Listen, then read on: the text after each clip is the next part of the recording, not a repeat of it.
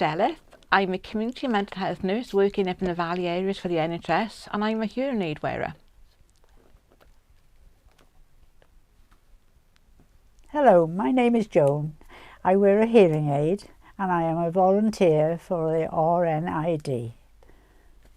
Hi, my name is Michael and I've been a hearing aid wearer for 20 years now, so I have a lot of experience with them and how to look after them and manage them, and also have a lot of experience in using the companion apps that are now paired with the modern NHS hearing aids. And I also am a volunteer for the RNID Near You drop-in centres that are coming up across South Wales at the moment.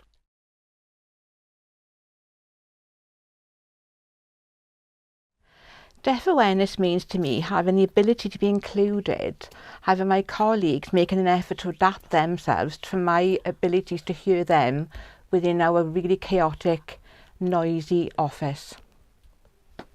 For me, deaf awareness is really about how other people experience the world. It's easy to take hearing for granted, but for many people, it's not that simple. So deaf awareness to me means being aware that we do struggle with our hearing, and you will need to adjust the way that you communicate with us in order to relay the information to us in a way that we understand and effectively. And also being aware that even though we wear hearing aids, they do not restore the range of hearing back to how it would be naturally, because that is a big misconception with people, that thinking that when we wear hearing aids, our hearing is back to normal, and they assume that we don't have any issues.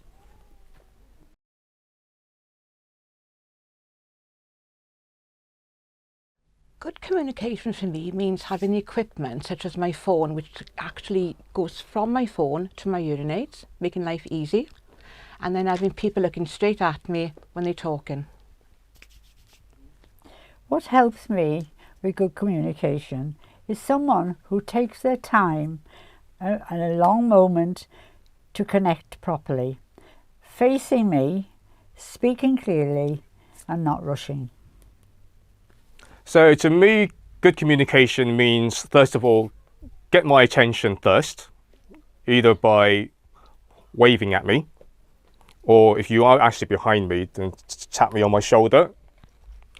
That is so to ensure that you get my full attention when I'm ready to listen to you.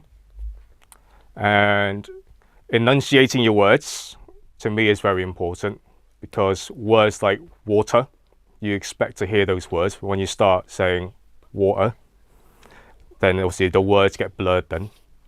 And talking at a nice, steady, natural pace.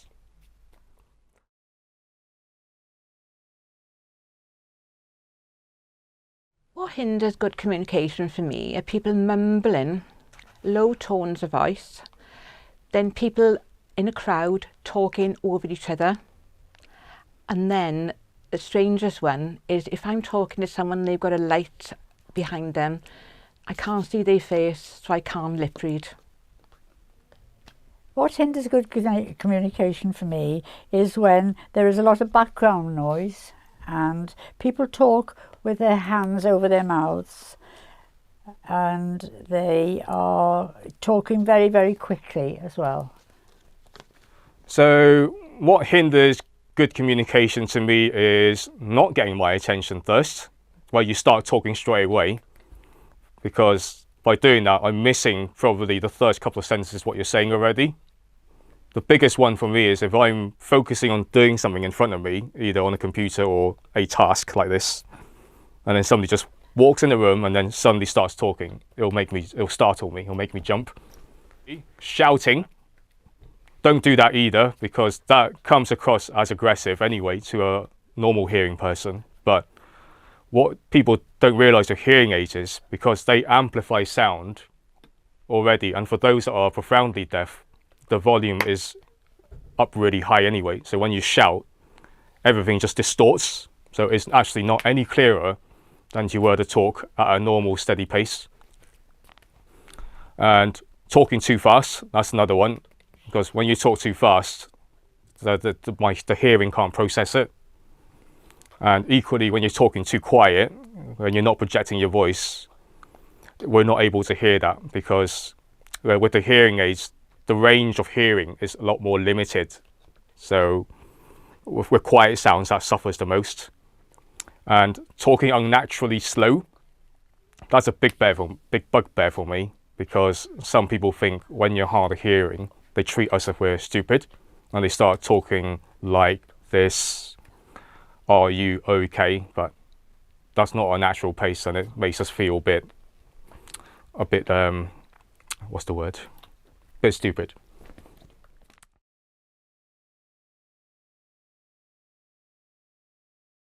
I think as a member of staff, I'd like other members of staff to maybe spend an hour with earplugs in and try and sit through a meeting and see how difficult that can be.